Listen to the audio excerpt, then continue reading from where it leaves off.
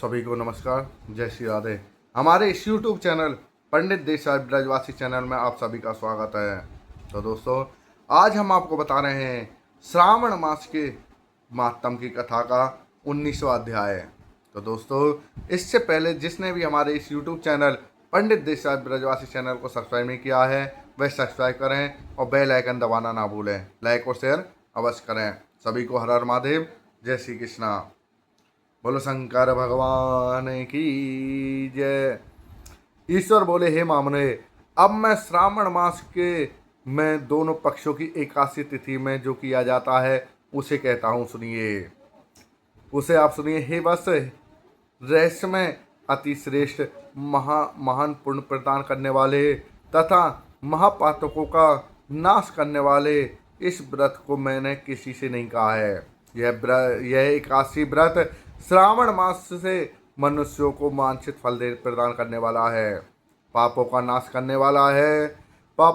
करने वाला है, सभी व्रतों में श्रेष्ठ तथा शुभ है। इसे मैं आपसे कहूँगा, आप एकाग्रचित होकर सुनिए।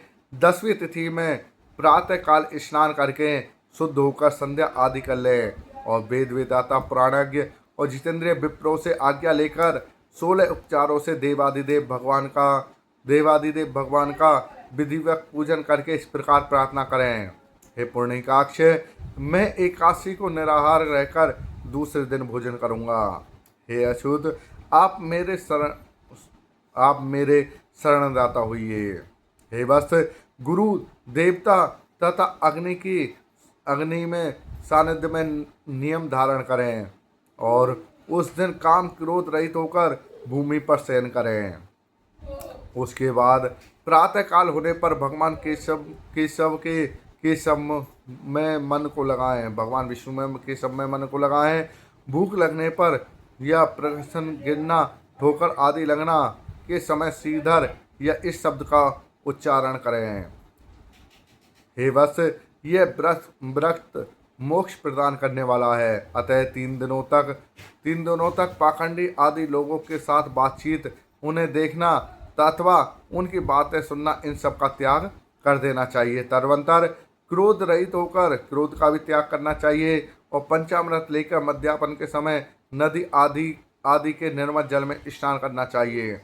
सूर्य को नमस्कार करके भगवान श्रीधर की शरण में जाना चाहिए और वर्णाचार की विधि से सभी कृत संपन्न करके घर जाना चाहिए।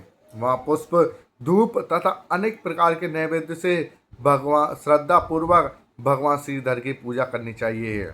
इसके बाद सुवर्ण पंचरत्न युक्त श्वेत चंदन से लिप्त और 2 वस्त्रों से आदेशित कलश को स्थापित करके और शंख चक्र गदा युक्त से देवादिदेव श्रीधर की प्रतिमा स्थापित कर उनकी पूजा करके गीतवाद और कथा श्रवण के साथ रात्रि में जागरण करना चाहिए। इसके बाद विमल प्रभात होने पर द्वादशी के दिन विधिवत पूजन करके कृत होकर बुद्धिमान को चाहिए कि श्रीधर नाम का जप करे। इसके बाद उन शंख चक्र तथा गदा धारण करने वाले देवेश श्रीधर की पुनः पूजा करें और सुवर्ण दक्षिणा सहित कलश ब्राह्मण को प्रदान करें। उस समय ब्राह्मण को विशेष करके नवनीत अवश्य प्रदान करें। इस प्रकार प्रार्थना करें, भगवान श्रीधर, आज आप मुझ पर प्रसन्न हो और मुझे लक्ष्मी प्रदान करें।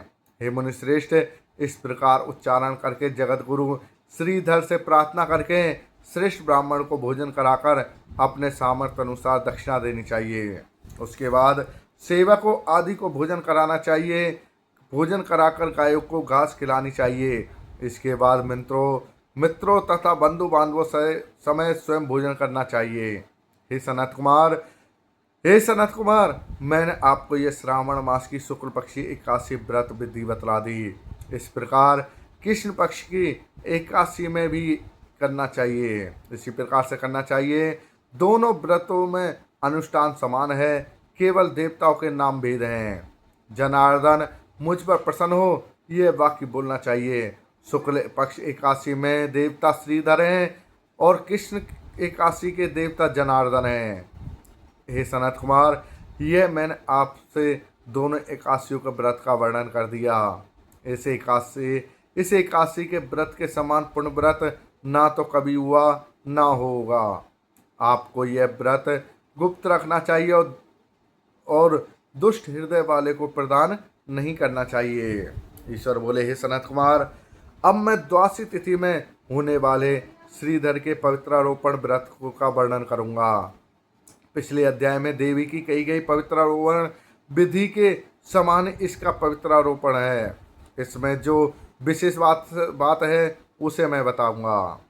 इसमें जो विशेष बात है उसे सुनिए, सावधान होकर सुनिए। हे मामुने, इस व्रत के लिए जो अधिकारी बताया है उसे आप सुनिए। ब्राह्मण, क्षत्रिय, वैश्य, शूद्र तथा स्त्री, इन सभी को अपने धर्म में स्थित होकर भक्ति पूर्वक पवित्रारोपण करना चाहिए। द्विज को चाहिए कि अतो देव अवंतु यो नो यतो विष्णु चक्र में पृथ्वी सप्तधामी वही, इस मंत्र से विष्णु की पूजा करें। स्त्रियों तथा शूद्रों के लिए नाम मंत्र है जिसके द्वारा वे विष्णु की पूजा की जाती है, या इससे ओम नमो भगवते वासुदेवाय, इस मंत्र से पूजा करनी चाहिए। इसी प्रकार द्विज, इस मंत्र से शिव जी की पूजा तथा स्त्रियों तथा शूद्रों के लिए नाम ही मंत्र है जिसके द्वारा वे शिव जी की पूजा करें। सतयुग में मणि में, त्रेता में सुवर्ण में, द्वापर में रेशम का और कलयुग में कपास का सूत्र पवित्र के लिए बताया है। सन्यासियों को शुभ मानस पवित्रारोपण करना चाहिए। बनाए गए पवित्रक को सर्वप्रथम बांस की सुंदर टोकरी में रखकर शुद्ध वस्त्र से ढककर कर भगवान के सन्मुख रखें और इस प्रकार कहें, हे प्रभु, क्रियालोप के विधान से के लिए जो आपने अच्छा धन किया है, हे देव, आपकी प्रसन्नता के लिए मैं इसे करता हूँ। हे देव, मेरे इस कार्य में विघ्न ना उत्पन्न हो। हे नाथ, मुझ पर दया कीजिए। हे देव, सब प्रकार के सर्वदा आप ही मेरी परम गति हैं। हे जगतपते, मैं इस पवित्र से आपको प्रसन्न करता हूँ। ये काम, क्रोध आदि मेरे व्रत का नाश करने वाले ना हों। हे देव देवेश, आप आज से लेकर वर्ष प्रयत्न अपने भक्तों की रक्षा करें। आपको नमस्कार है। इस प्रकार कलश में देवता की प्रार्थना करके बांस के शुभ पात्र में स्थित पवित्रक की आदत पूर्वक प्रार्थना करनी चाहिए। हे पवित्रक, वर्ष भर की पूजा की पवित्रता के लिए विष्णु लोक से आप इस समय यहाँ पधारे हैं। आपको नमस्कार है। हे देव, मैं विष्णु के तेज से उत्पन्न मनोहर, सभी पापों का नाश करने वाले तथा सभी कामनाओं को पूर्ण करने वाले इस पवित्रक को आपके अंग में धारण करता हूँ। हे देव, हे पुराण पुरुषोत्तम, आप मेरे द्वारा आमंत्रित हैं, अतः आप मेरे समीप पधारें। मैं आपका पूजन करूंगा। आपको नमस्कार है और मैं प्रातः काल आपको यह पवित्रक निवेदित करूंगा। उसके बाद पुष्पांजलि देकर रात्रि में जागरण करना चाहिए। एकादशी के दिन अधिवासन करें और द्वादशी के दिन प्रातःकाल पूजन करें और पुनः हाथ में गंध, दूर्वा और अक्षत से के साथ पवित्रक लेकर ऐसा कहें, हे देव, आपको नमस्कार है। वर्ष प्रयत्न की गई पूजा का फल देने वाले इस पवित्रक को पवित्रीकरण हेतु आप ग्रहण कीजिए। मैंने जो भी दृष्टकृत किया है उसके लिए आप मुझे आज पवित्र कीजिए। हे देव, हे सुरेश्वर, आपके अनुग्रह से मैं शुद्ध हो जाऊं। इस प्रकार मूल मंत्र से इन मंत्रों के द्वारा पवित्र अर्पण करें। उसके बाद महानैवेद्य अर्पित करके निरंजन कर प्रार्थना करें और मूल मंत्र से घृत सहित खीर का अग्नि में हवन करें।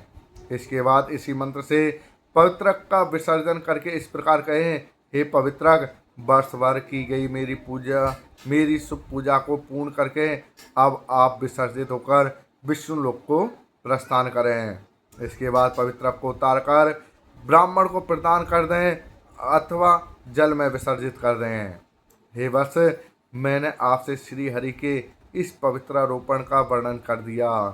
इसे करने वाला इस लोक में सुख भोग कर अंत में बैकुंठ लोक को प्राप्त होता है। इस प्रकार श्री स्कंद पुराण के अंतर्गत ईश्वर सनत कुमार संवाद के श्रावण मास महात्म के 19वां अध्याय पूर्ण हुआ। बोलो शंकर भगवान की जय। सभी को हर हर महादेव। इसी प्रकार से आगे भी हम आपको एक एक करके श्रावण मास के महात्म की कथा का वर्णन सुनाते रहेंगे। जिन्होंने हमारे इस YouTube चैनल पंडित देशराज ब्रजवासी चैनल को सब्सक्राइब नहीं किया और बेल आइकन नहीं दबाया, वह बेल आइकन दबाएं और सब्सक्राइब अवश्य करें, लाइक और शेयर अवश्य करें। सभी को हर हर महादेव। जय श्री कृष्णा।